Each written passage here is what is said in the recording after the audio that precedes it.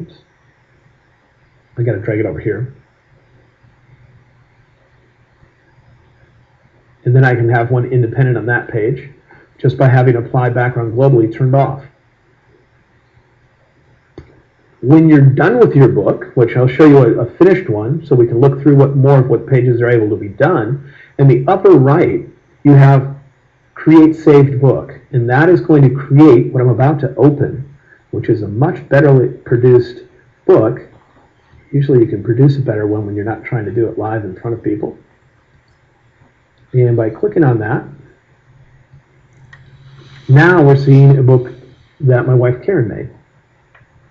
So let's scroll through so you can see some of the effects that you might be able to do. Now know that this book would usually look a little different. I have it in my hand here. We don't have the fonts loaded. So the typeface that we were using on the front of the book is more of a script in here. It looks rather plain because it's substituting a font.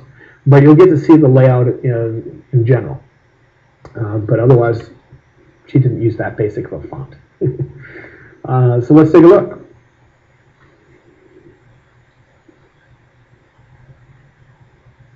So you can have images spanning all the way out to the edge of the page, or you can have white space around them. Here's an image spanning 2 pages. You're semi-limited in those. If you click here, you'll see some of the templates right here. It says 2-page spreads, and that's how you end up with a page, image spanning the 2. But you will find it's rather limited in how many you have. You have one that can go all the way out, fill the entirety of both pages. You can have a white border around it. This is 2 images, a big one and a small one, with the small one slightly overlapping, and so on. She chose this one, which is an image here and a small one there. But just using the templates, I can't say let's just have 2 images there on the left, or move that image down so it's centered, or have it now overlap that slightly, because we're limiting what we're doing to using templates at the moment to keep it simple. So we have to think about that. We do have just plain text pages. We have portfolio pages, all sorts of different styles in here. Of course, Karen couldn't use the wedding pages.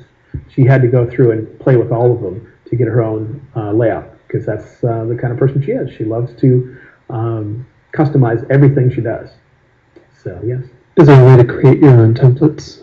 I believe there is, but it's not something I've explored.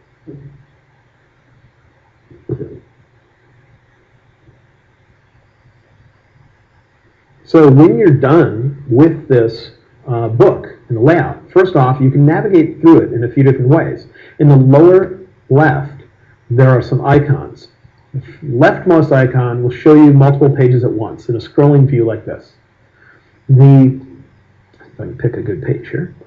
The middle icon is going to show you a 2-page spread. The rightmost icon will show you a single page at a time. So when you use the arrow keys to go through your book, then you're going to only see what you've asked for there. 1 page, 2 pages, or a scrolling small thumbnail list. In the middle, that's where you can navigate with the right and left arrows. And in the middle, you could click and type in a page number if you want to go directly to a particular page. When you're in the kind that looks like a bunch of thumbnails, you do have the little thumbnail sliders, so you can control how big they are. So that way you can quickly navigate through your book to get to various areas. When you're done with the book's layout, I mentioned there would usually be a button in the upper right, which would be to save it as a collection. That's already been done on this particular book. And once you do that, it shows up on the left side over here in your normal list of collections. And the icon simply looks like 2 pages together. That's supposed to represent a book. If you didn't tell it to do JPEG, if you click on this button here, it would export JPEGs for you that you could upload to a service. But if you have this set instead to blurb, and you have a blurb account, it would tell you here how much this book will cost. This one says about 98 bucks. And when you scroll down to the bottom, you have send book to blurb right there. So directly from within Lightroom, you can click there, and it can generate those files. You do have to input your account information and that kind of stuff, which is not in this machine. So obviously I'm not going to order a book from Blurb. I already have one. Blurb couldn't get us a book in time.